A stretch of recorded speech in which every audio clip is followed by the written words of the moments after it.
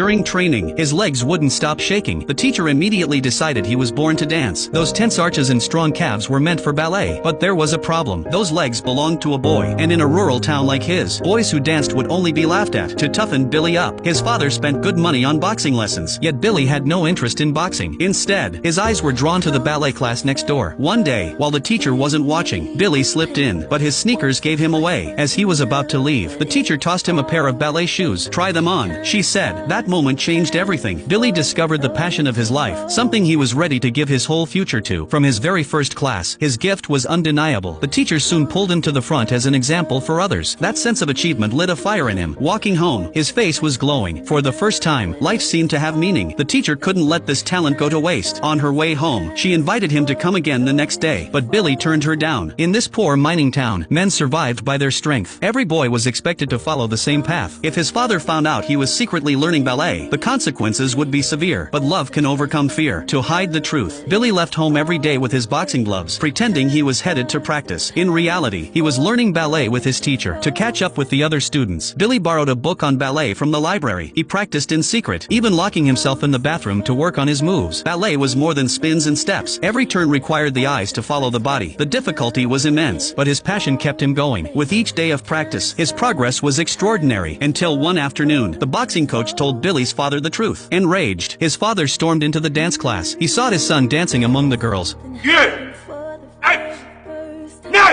Like a mouse facing a cat, Billy had no choice but to follow him home. At the house, his father struggled to contain his anger. Grandma tried to defend him, saying she had danced ballet in her youth, but his father cut her off. Girls can dance, boys can't. Boys play football, they wrestle, not ballet. Furious, Billy finally snapped. Ballet builds muscle too, he shouted, but his father refused to listen. From that day, he forbade Billy from boxing or dancing. Billy's only duty now was to watch over his grandmother. His dream was being crushed. For the first time, Billy screamed out in defiance, "I hate you!"